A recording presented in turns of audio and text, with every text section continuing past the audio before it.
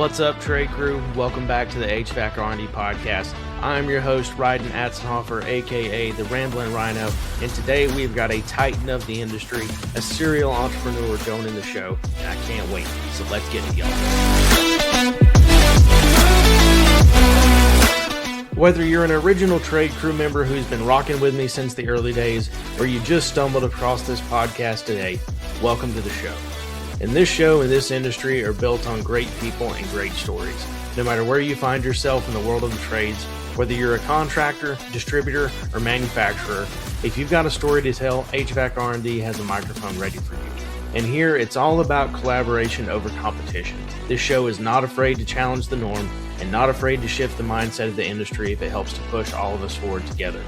Big thank you to all the brands that keep the mics hot and the stories rolling around here. Thank you to Live Switch, JPL Flex, Diversitech, RLS Rapid Locking System, True Nature Meat Company, and W Energy. And don't you know it, everybody, HVAC R&D is headed back to the 2026 AHR Expo in Las Vegas. I'll be live in the podcast pavilion at 11 a.m. on Monday and Tuesday, and back with the AHR Workforce Development Team for the 5th year in a row on Wednesday morning. I'll be out roaming the showroom floor the rest of the time, so stop me, say what's up, let's grab a selfie, because unfortunately for a lot of us, this is the only time we get to see each other in person. And thank you for listening on whatever your platform is. Please like, follow, or subscribe to the show, drop me a review, leave me a comment, come back for more killer episodes just like the one you're about to hear. And please make sure to follow the show at hvac.rnd on Instagram and TikTok, and as the HVAC R&D podcast on LinkedIn and Facebook. All right, trade crew, let's get this show started and ramble on. So today, like I said, trade crew, I'm sitting down with a true HVAC serial entrepreneur. With 24 years in the industry, Ron Saunders built Fresh Aire UV into a nationally recognized indoor air quality powerhouse. He sold it to Diversitech during the COVID era IAQ boom, and then he has come back right away swinging. His latest innovation, DrainIV, is now stocked in over 40 distributors across the country, and he's just getting started. From boats to boardrooms, Ron's journey through the trades is anything but ordinary. Ron, thank you for your time and welcome to the show. Rhydon, thank you. I love being in your company. You got a great show, and calling me an industry veteran. I still like to have a little bit of brown hair on my head, but I'm happy to be part of the industry and still part of the industry, and thrilled to be here today with you. Let's kind of talk about your current chapter where you are right now, and then we'll kind of dig into legacy and some things like that. So, tuning into your story where you are now, kind of give us a snapshot of what your day-to-day looks like as you've gotten DrainIV off the ground, and I know you have some other things that are coming very soon as well. Yeah, DrainIV has been so much fun because, like the early days of IAQ, you were educating everybody, not only the technicians like we have done for the last 20 years, at 7 a.m. trainings, but you're educating the owners and their service managers that, hey, this is a problem we have in the industry, and homeowners like myself that, why are we bothering to fix, or why are we bothering to take care of the problem when it comes about, and let's take care of it before it happens. So DrainIV has been a lot of fun educating contractors and even their distributor partners on the opportunity that exists. Like, don't wait for the nuisance call. Let's put one of these DrainIV systems in and prevent the problem in the first place. And then happier homeowners, happier contractors. And yeah, we're actually making some revenue along the way. So DrainIV has been a blast because I feel like I'm in my early 30s again, pumping IAQ. So, and meeting a lot of old friends, which is great. A lot of my old partners jumped on right away, saying, "Hey, we were one of your Fresh Aire guys. Let's try this DrainIV thing." And like we did back when, we gave away a lot of stuff. My son's in the industry now, and he's like, "Dad, this job's easy. All I do is give stuff away and give people popcorn at Christmas time." And I'm like, it's a people's business, but let them make sure they're comfortable with it. They have hundreds, maybe thousands of homeowners, and you got to give them one to try before they're going to put these all in like crazy and then potentially have a problem with it. So it's been a lot of fun, a lot of free samples, but now we are in 40 wholesalers nationwide. So I'm still very active in the business, but I've got a couple other things that have been popping, but I've got a great team over there. Kerry Taylor is the owner. He's the developer of the product. He's a guy I partnered with right off the bat when I bought one for my own home. He was selling them on Facebook, actually. And I bought it for my own home, and I'm like, man, I'm kind of half retired. I'd love to bring this product to the market. I know a lot of contractors could make a good revenue stream out of it, but also help people like me, the homeowner, that are struggling with this problem of white slime in the drain line. And Greg Hutchinson is the director of sales for that company. I've known Greg forever, and he became available, and I snagged him. So he and Kerry are basically running the business. But it's been a lot of fun working with a lot of old representatives around the country and a lot of wholesale partners around the country that I've known for years. So DrainIV has been it's been fantastic. One of the funny things is I actually stumbled into the DrainIV booth at AHR in Orlando and was talking to those guys, and I had just bought my DJI setup, and I was trying to figure it out. We were attempting to do video in the booth, and it was fighting me to death. And everything we were trying to do did not work out. So it's ironic that now you and I are having this conversation. Where I started with DrainIV before, feeling like I did nothing but disappoint the poor guys. What really, what inspired you to jump back into the industry with DrainIV after selling a successful business? I did watch private equity, stumble a lot in purchasing Fresh Aire UV. And I just watched a lot of good people that I knew, even that worked for the company, just kind of looking up in the sky going, is this industry still for me? I was, with Ron and Chris for years.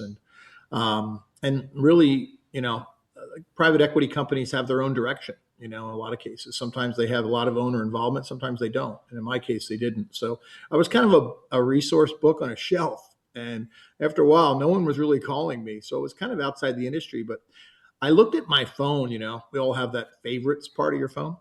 And I'm like, oh my gosh, more than half my phone is my friends from the industry that I've spent, days and, weekends and, maybe a drink or two here and there. And, been to my house here in Jupiter, Florida. So, it's kind of, I just missed it. My daughter also said, Dad, I think you might have dementia just because I wasn't using my brain as much as I used to. It's really easy to fall into the, go sit on the pontoon, go fishing with the dog, which is what I did a lot, and have a couple drinks on the back porch with your buddies. So I really did it for health, but also because I miss the industry. I truly believe it's a lot of wonderful people. I'll throw you in that too, Rhydon. It's just a lot of really wonderful people that want to make the industry better. And I want to make it better, especially with a lot of the private equity getting in where, they don't care as much about the people. They care about the profits. And I care about the people.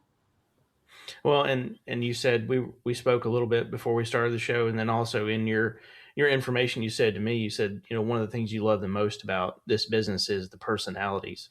And, how has your love of people and the personalities really helped you build those relationships and the momentum throughout your career as a product developer? I got in trouble early on in my career in the HVAC industry by only a few people, but they said, you're too passionate, and I'm like, really? Like, is that really a thing, And I did. There's like two guys that hated me in the country. I'm like, if you go to Dallas and you see Tony over there, he's not a Ron fan, And but overall, I thought, to me, it was the passion to really improve people's lives. And I'm not a saint or anything, but I do realize that indoor air quality or DrainIV, we can improve people's lives, whether it's for asthma, allergy related illnesses, or even for clogged drain lines that stop the air conditioning in the middle of the night. I love it. And so for me, I became very involved with my customers. We listened to a lot of contractors. I'm a degreed engineer, but, and I'd be out listening to a contractor and be like, what you really need to do with this product is do this. And, we did it. I was fortunate to have the best partner on the planet ever, Chris Willett with Fresh Aire UV. And I would go back to Chris and go, hey, I remember we had this time in Canada. This guy had put in one of our new filtration systems called Purity. And it had a UV light, a filter, and a PCO media grid. And the guy had a problem with putting it in. And he's like, man, yeah, that just doesn't work up here in Canada with these gas furnaces. So we made changes through the weekend and flew parts up to him on a Tuesday. He called on a Friday. He got the parts Tuesday. And we changed the design completely. So, and we made him a happy customer, his customer happy. And, we developed a new product that way. So, kind of everybody wins. I really believe that everyone can win in my heart and soul if you just treat a situation the right way. No, and I resonate with that very much. I resonate about the being called too passionate part a lot. I also can resonate with being told I'm too honest a lot, but I get I that. don't know how to be somebody else. I got into distribution, mainly because, one, dad and I butted heads a little bit. He was in his 60s, I was in my 20s, and I'm trying to tell him how he should or shouldn't change his business. Yeah, when That you're was all. 60, you'll look back at that when your That kid was looks at you.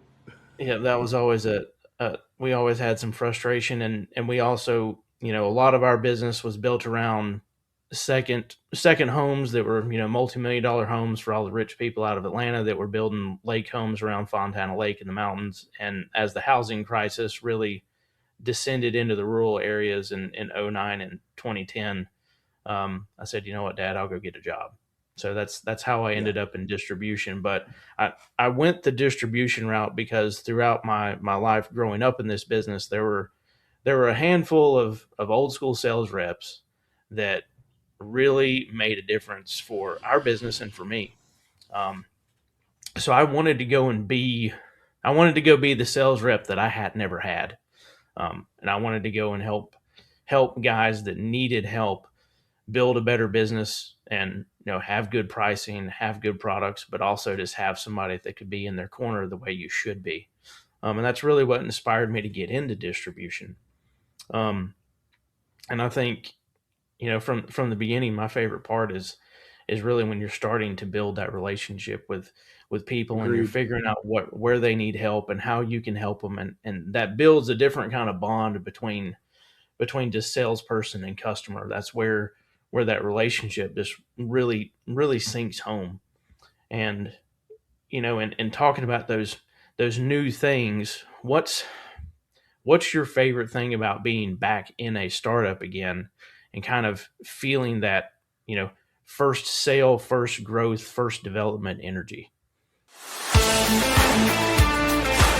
This episode of the HVAC R&D podcast is brought to you by Diversitech, the one-stop source for contractors who want to simplify every job.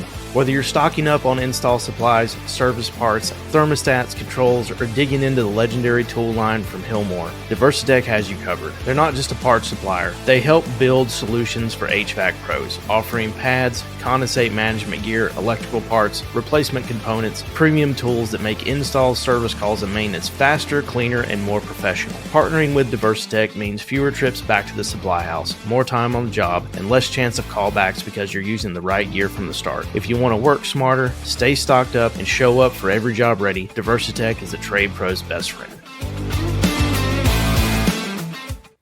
Well, we talked about this a little before, and you're an entrepreneur starting this as well, and in your life, probably become more of one. How old are you, Russ? I'm 39. Oh yeah, so you got a lot more time. So I really didn't get in the swing of it until my early 40s, and now in my late 50s. But for me, it's I was pushed back under a larger company, and they put me on a shelf, and I still felt like I had a lot to give. We were very successful, and the ownership team loved our culture. They kept saying, we love your culture, your culture, your culture. It matches with our culture. Well, they couldn't have been more wrong. And right away, I wasn't allowed to create that culture again. So I'm able to create the culture in the new companies. We had a Christmas party the other night, and, we did what we wanted to do. We had a house party, and we sat on the patio, and a bunch of us, drank a little bit of bourbon and just talked. We're just laughing and giggling the whole time. And everyone walked away and said, fabulous night. We didn't have to spend $1 million. We basically served appetizers, And we had our newest company, ProIAQ. We had our meeting on my back patio and sat looking at the intercoastal. And I'm like, this is our new meeting spot, by the way. They're like, wow, this is good.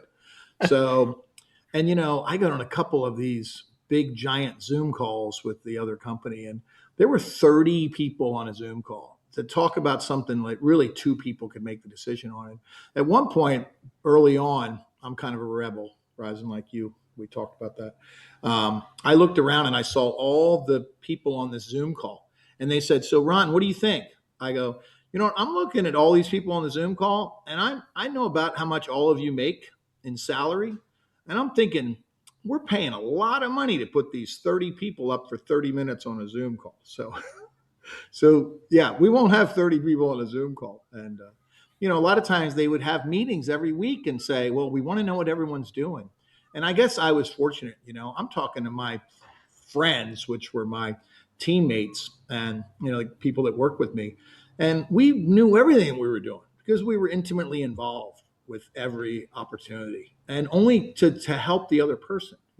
On a Saturday, if somebody reached out and said, hey, I'm actually meeting this guy for dinner tonight.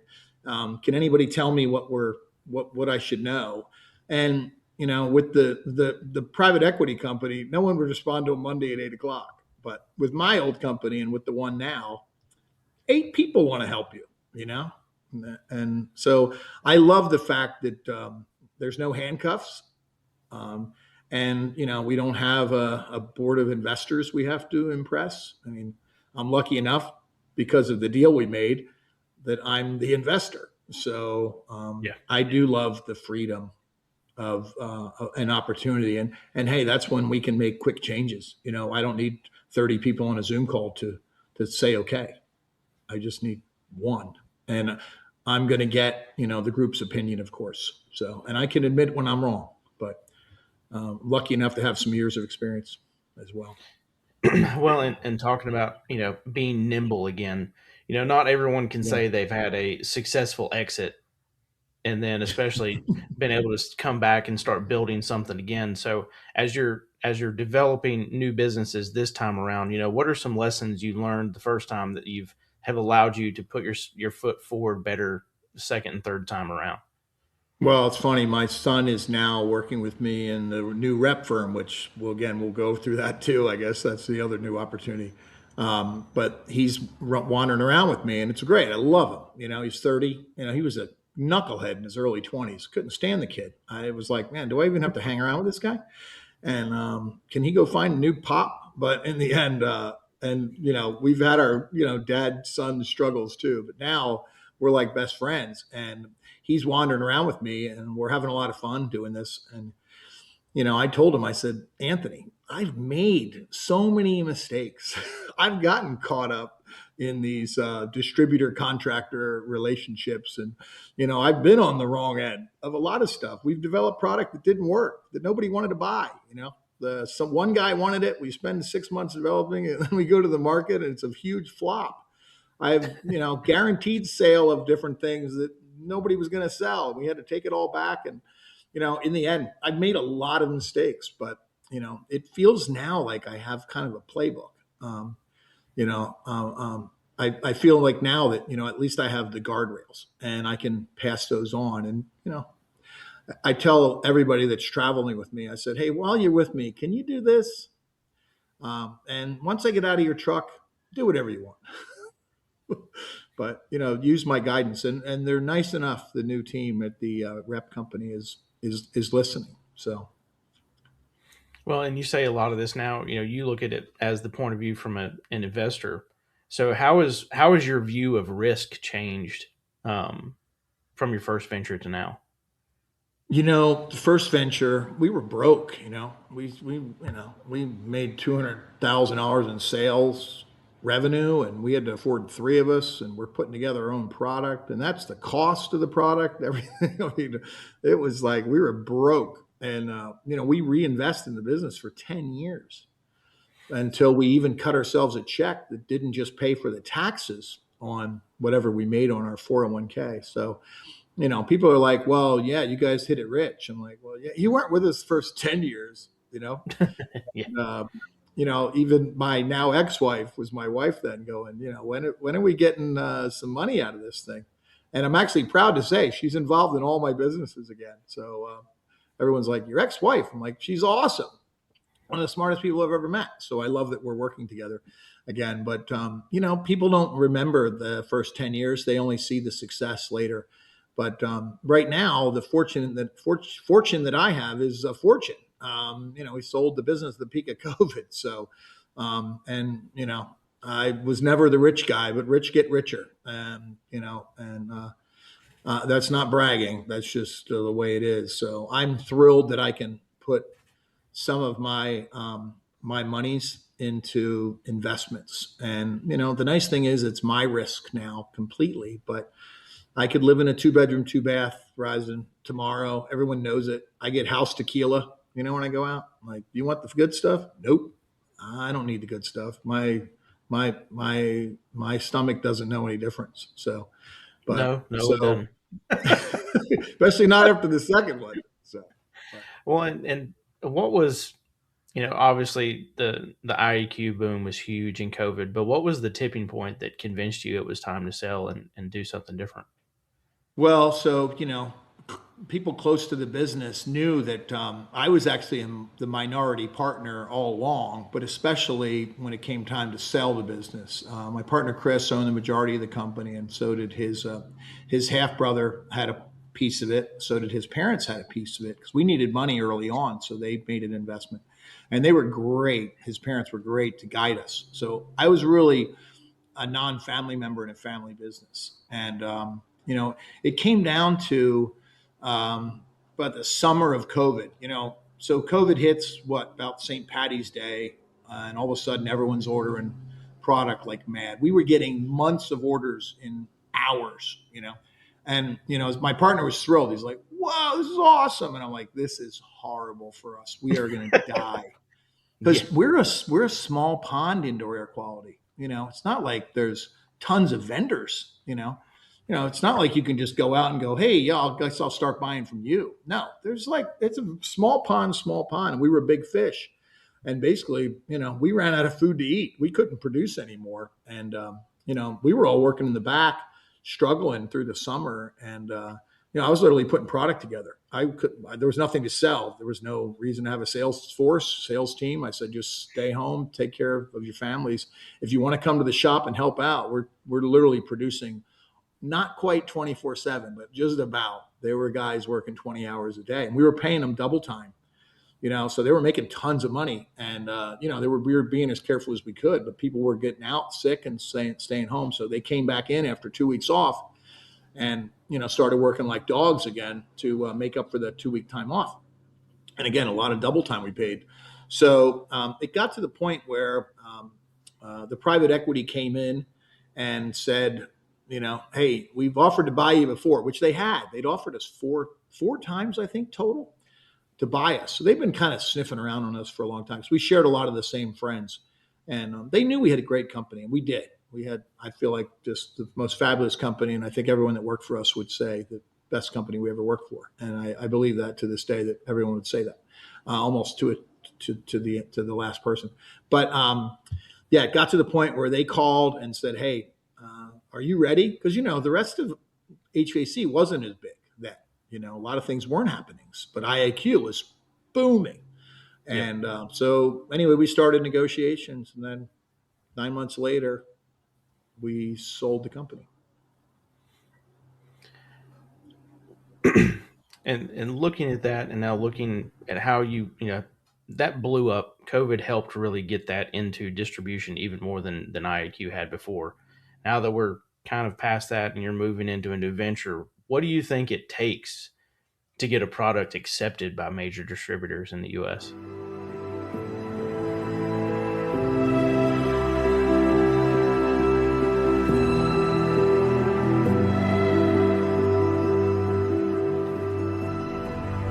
Since 1961, J.P. Lamborn Company has been the name behind some of the best flexible duct products in the business. A third-generation family-owned company that built its legacy on integrity, innovation, service.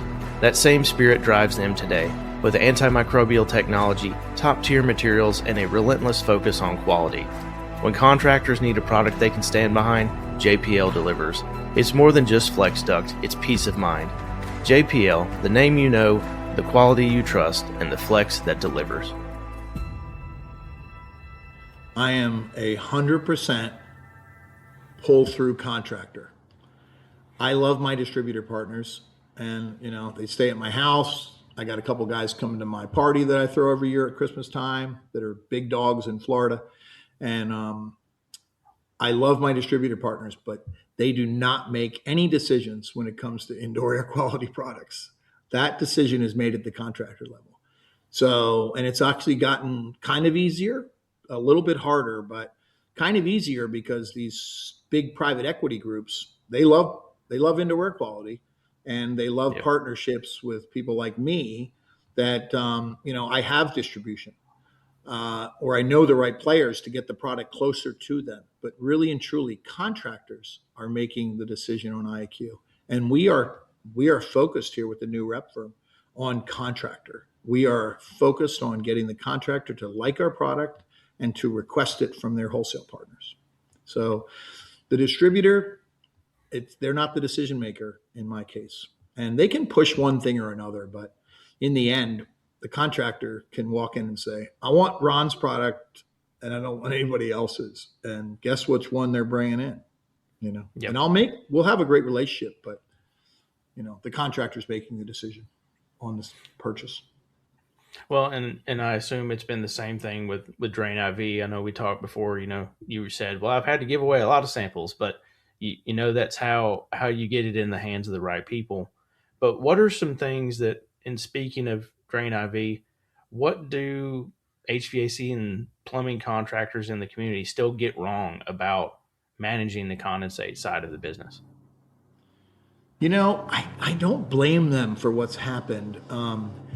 What's happened with the condensate side is when they took copper out of the system to go to aluminum fins, they and coils. The problem is this aluminum on aluminum has caused this weird white slime, and people didn't know what it was or what caused it. And there's still a lot of questions because it's the environment. I have 3 of the same systems in my house, and 2 of them have problems all the time, and 1 never had a problem. And they're not necessarily in that different of an environment. So, and that's what contractors will tell us about this white slime that now we call Zuglia. DrainIV, we called it Zugi, and we created a cute little character because just to give someone a reference to what this thing is. So we've got this little slime ball that looks like he's right out of Ghostbusters, and he's coming out of a drain line, or he's actually clogging up a drain line and smiling. And we're trying to give homeowners and contractors a reference to what this thing is and how to go about solving the problem. But I mean, I had so many of my neighbors here in Jupiter, Florida that said, man, what's the deal? Can I put a UV light in and it treats it? I'm like, dude, I got UV lights all in my system. I'm the UV light guy.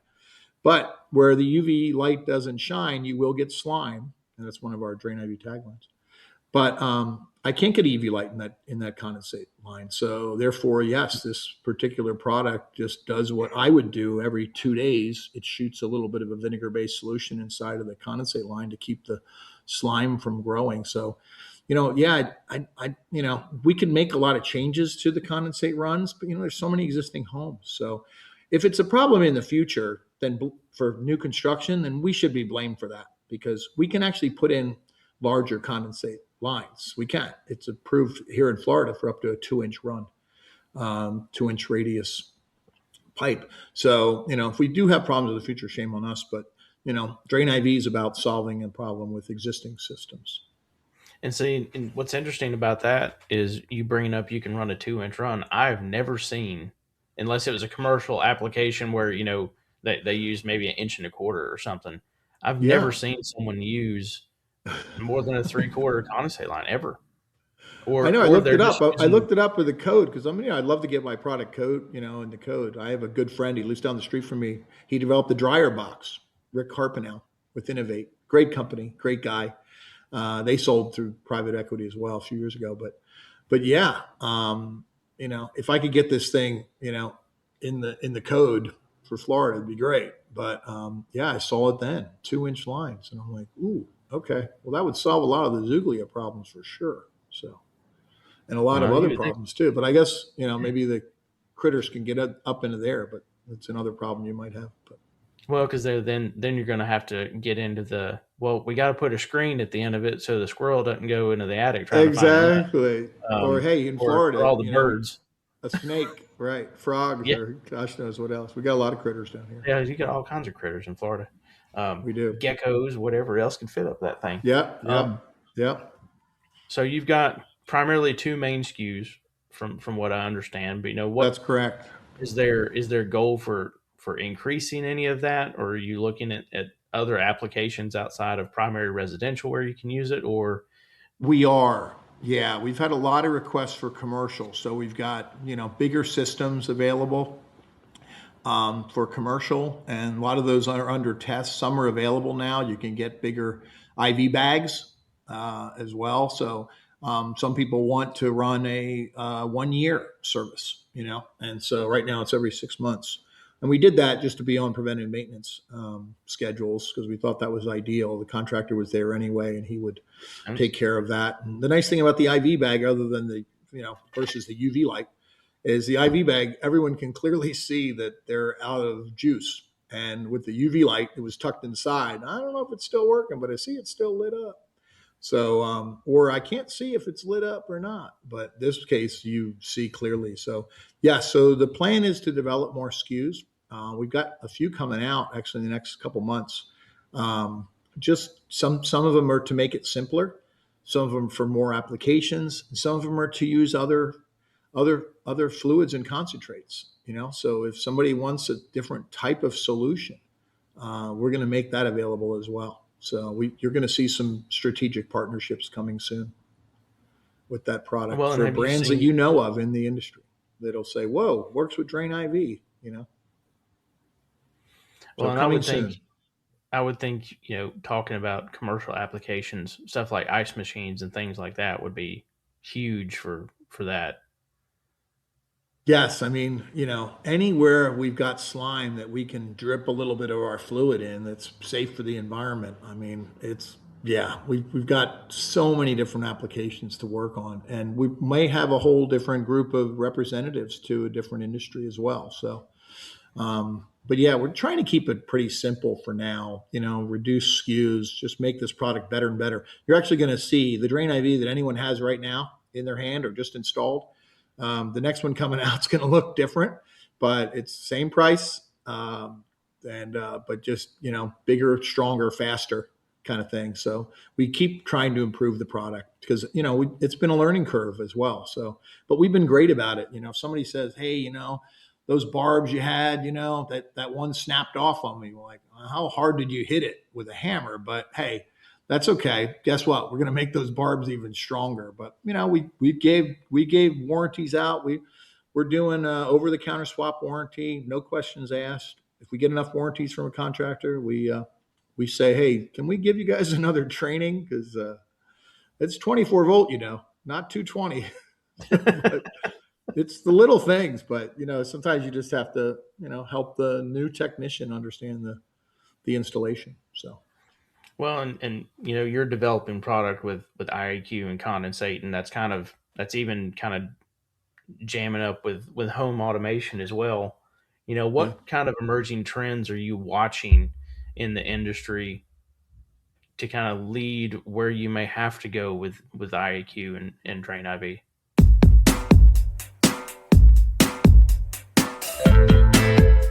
What's up, trade crew? I'd like to introduce you to True Nature Meats Company, one of the newest ambassador sponsors of the HVAC R&D podcast. And they're the crew bringing real deal, fully cooked, ready to heat specialty meats straight to your door. And they've hooked up the trade crew with an exclusive 40% off deal on one of 2 incredible sample boxes. The first box comes with 1 pound each of sirloin steak, buffalo chicken, Carolina chicken thighs, and Mediterranean chicken. Or you can go with box option number 2 and get 1 pound each of Texas smoked brisket, pollo asado chicken, Hawaiian Kahlua pulled pork, and southern barbecue chicken. 4 pounds of meticulously seasoned, slow cooked to perfection, just heat, eat, and repeat meat. And with this special HVAC R&D offer, it's only $48 with shipping included. So treat yourself after a long day in the field. Go grab your box at True Nature Meats Company.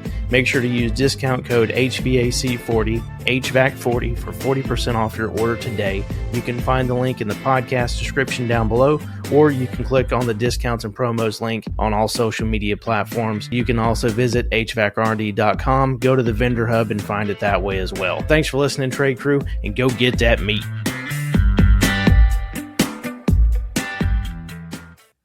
Well, it's funny, some of them I'm actually pushing back against, like we have a competitor with DrainIV that, it's all app driven, like you want to have control on your phone of your IV solution or condensate line solution. And I just think that it's just unnecessary. So sometimes I'm kind of going, and maybe because I'm 58, all right, so I have too many apps on my phone already. But, part of me is thinking, sometimes we're over engineering some of these things. And I think that's unnecessary. But also for IAQ, though, the IAQ space, if you look at it, like nothing's changed since '08, nothing. There's not a new single technology that's different. And some of the ones that flashed in the pan during COVID are waning, now that people realize, well, they don't really do what they said. A lot of IAQ products are tested in a box with no airflow. And I try to educate people on this all the time. Like, well, theirs says they kill 99.9% of germs and bacteria in the air. Moving. I go, yeah, it's in a 3 foot by 3 foot cube with no airflow for 24 to 36 hours. And so how much time do I have in front of this lamp? Or in front of this carbon filter or in front of this photocatalytic oxidation system. So, but, I've been talking to a lot of the vendors that sell these products or sell the source products, the source materials, whether it's the lamp, the ballast, the carbon, the PCO. And they're all saying that, no one's innovating. And we've got innovations. Like we keep telling them, hey, you're using like the old style, guess what? CD players are out. No one's making cassette tapes anymore. Like we're streaming. And I believe that there's a lot of innovation inside the technology of these products that manufacturers haven't used because a lot of us were bought up by private equity. And some of us are trying to get ready to sell again, end of the ownership. Who do we pass the business on to? So, I love that. I think that, I'm the guy back again going, hey, let's get back in the lab. I'm not a private equity. So I can spend 20 years developing something. I'm 58. Maybe my kid will develop it when I'm gone, or maybe somebody's kid. But private equity, they don't want to. There's no research and development. Zero. It's all crap. It doesn't exist. If they're going to flip the business in 3 years, they're not developing something that takes 5 years to develop and costs $1 million. I'm going to be doing it.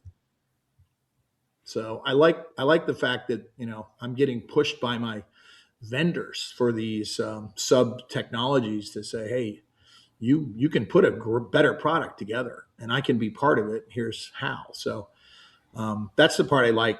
And again, going back to the freedom of being entrepreneurial and not having to look up to a board of directors.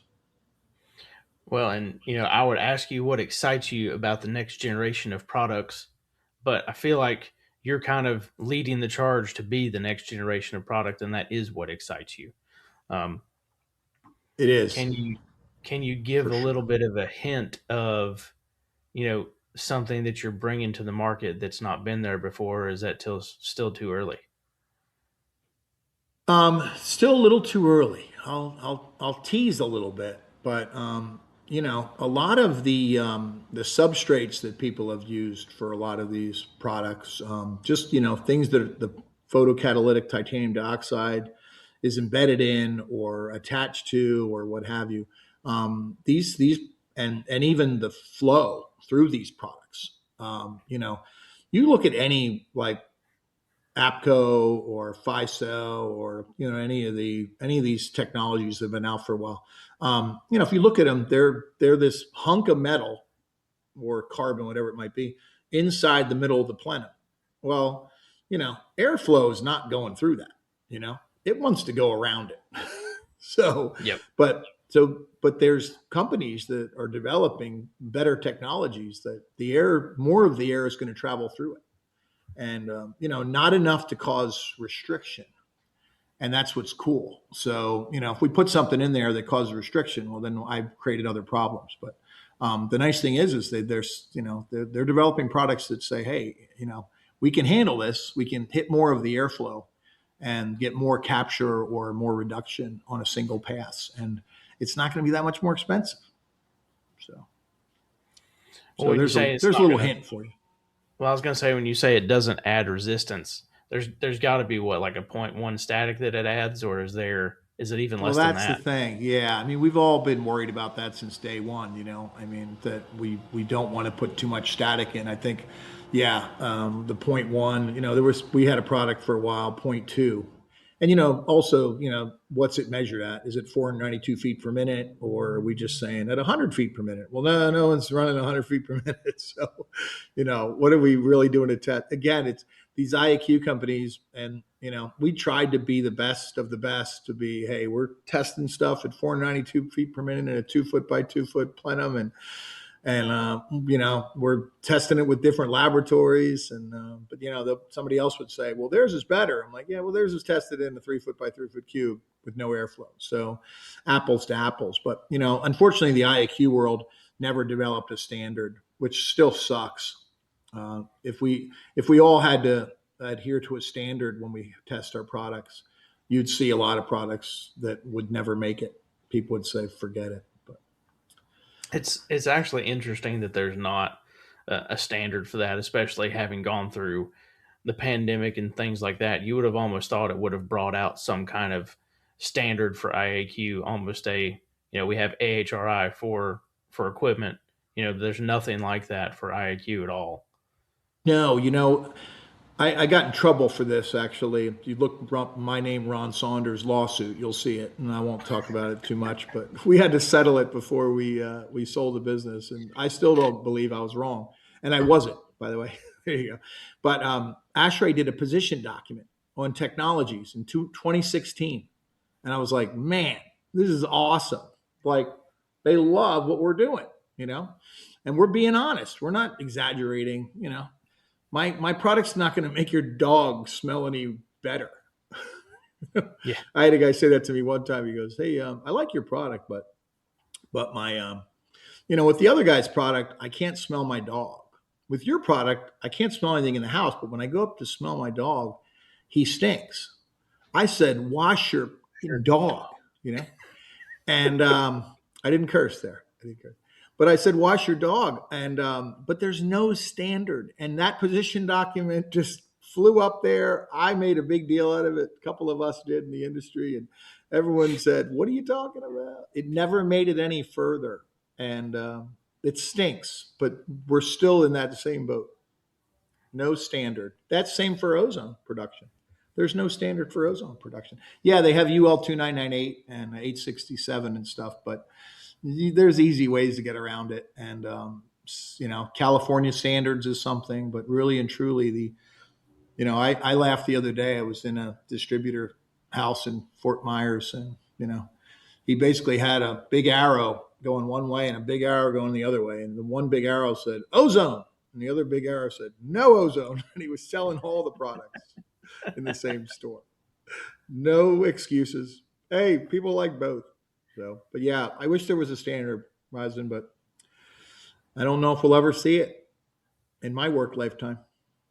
We'll see. I guess we'll see. We'll see. So one of my favorite questions, and it's always been a staple of this show, is the crawl space confession. So I always ask somebody to give me a funny, a gross, a humbling story from your field. And for you, it may have been a situation you walked into in the field with a contractor that was having a problem, but something from a job site or a product from the trenches that's always just sticks in your mind. And when you have to tell somebody about an experience, that's the one you go to.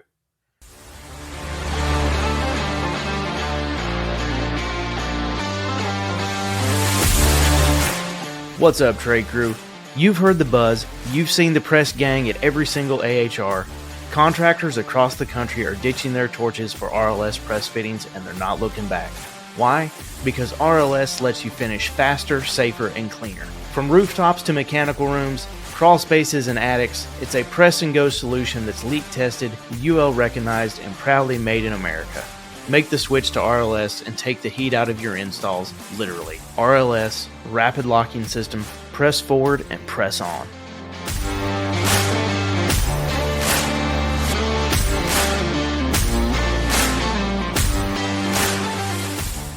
You know what, and I have been at this for a long time, but the one that popped right into my head, I'm in Texas, and I go with my rep. Hey, customer says they'd like to put some UV lights in their air conditioning coil at the hospital down the street. Oh, okay, let's go.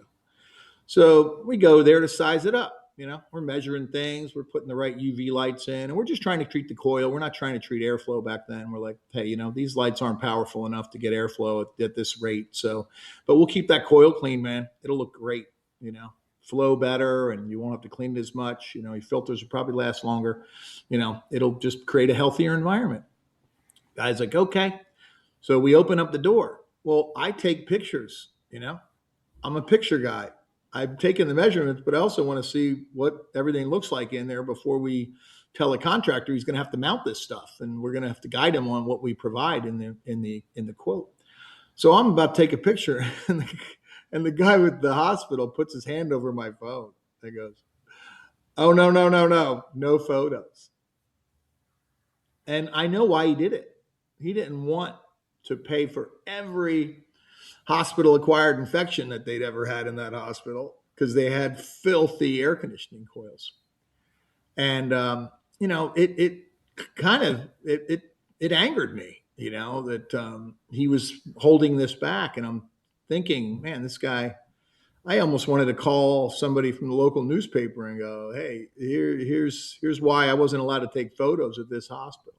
So it angered me, but and yeah, here's another one. It was a hospital here, closer to my home in Florida, real close, by the way, FYI. But anyway, it was. We went into this one coil. So they said, "Yeah, go ahead and quote us. But we're not sure we like this stuff. The thing was filthy, and they had left a ladder inside of the air handler, and because of the way the ladder was with the steps, what were grooved, it was filled with mold. Just growing on. And we're like, unbelievable. So, those are some of the stories. I have a lot. As I probably stand here and sit here with you, I'll probably think of another 20, but I had another one talking about passion. I go in front of the biggest wholesale group in the country, and you named them earlier. They're part of it. And I went into this group, and they're like, hey, come sit with all the presidents. So I'm like, okay. So I'm in their room, and I'm telling them about different things we got cooking. This is before COVID.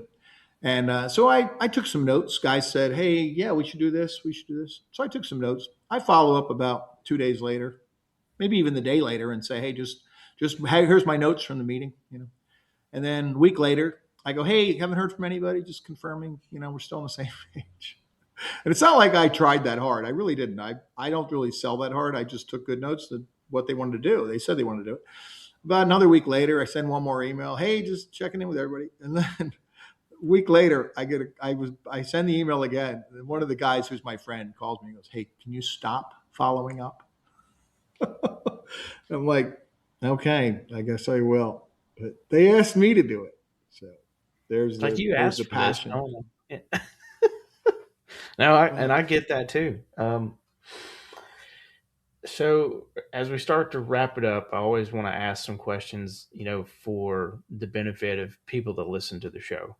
And one of those questions that I love to ask is, if you could submit a message back to yourself at the beginning of this career, what are some things that you would have said to yourself looking back to help you be prepared for what you've gone through? I have a few regrets, like not buying that property on the water when I was 27, even though I bought the place across the street because I thought I'll eventually buy that one. And, 10 to 1 growth in revenue or monies down here in Florida. But I don't really have one. I mean, sadly, I don't. I feel like I've done this. I've done it right, and I'm not being cocky, but I just feel like I've treated everyone the same. The technician, on the counter. I'm telling my son, like we got introduced to a guy named Tori yesterday. He said, "Hey, how you doing?" I'm like, "Hey, Tori." My son said, "How do you remember his name?" I said, "Well, I said it like 3 times because that's how I remember it."